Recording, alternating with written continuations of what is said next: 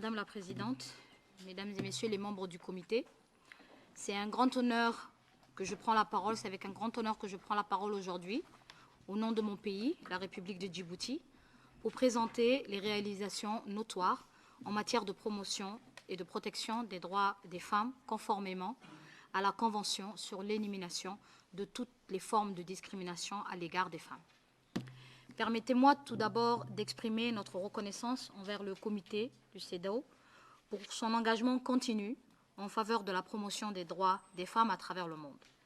Comme vous le savez, mon pays a ratifié presque tous les instruments de promotion et de protection des droits humains.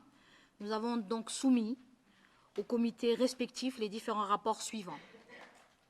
La Convention pour les droits de l'enfant, ratifiée en 1990, mon pays a soumis au Comité des droits de l'enfant son 4e et son 5e rapport, suivant au mois de mai 2022.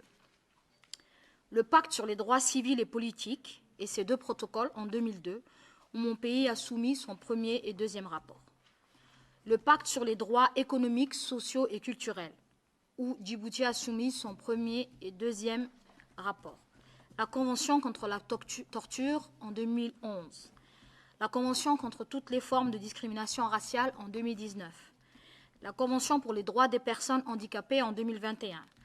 Parallèlement, Djibouti a pour la 4e fois au mois de novembre 2023 pris part au 4e cycle de l'EPI. Pour les instruments régionaux, la République de Djibouti a également soumis presque tous les rapports des instruments ratifiés au niveau régional. Le dernier rapport en date était pour la Charte africaine sur les droits de l'enfant en avril 2023.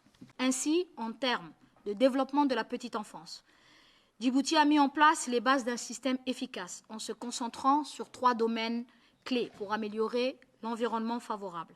Un cadre réglementaire qui définit la petite enfance comme étant inférieure à 6 ans, l'institutionnalisation des crèches et des garderies. Une année de préscolaire a été incluse dans l'offre de l'éducation de base, dans la loi sur le système éducatif en 2000. La responsabilité des enfants âgés de 18 mois à 4 ans est confiée au ministère de la Femme et de la Famille et celle des enfants de plus de 4 ans au ministère de l'Éducation nationale. En termes d'éducation, Djibouti a fait des progrès dans ce domaine également. Des efforts ont été déployés pour étendre l'accès à l'éducation primaire et des investissements ont été réalisés dans les constructions d'écoles et la formation des enseignants. Visant les filles en décrochage scolaire et les femmes illettrées, un programme national d'alphabétisation pour l'insertion sociale et professionnelle des jeunes filles et femmes a été mis en œuvre.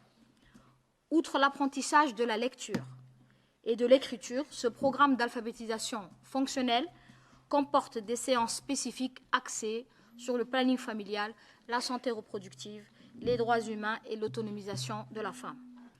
En termes de réduction de pauvreté, Djibouti a mis en œuvre les stratégies nationales de protection sociale, une politique d'emploi assortie des programmes opérationnels visant à réduire la pauvreté. Madame la Présidente, Mesdames et Messieurs, à l'occasion qui nous est offerte aujourd'hui de discuter du rapport pays de Djibouti, je voudrais réitérer notre engagement envers l'amélioration continue du statut et de la situation des femmes dans mon pays et notre disposition à identifier de nouveaux objectifs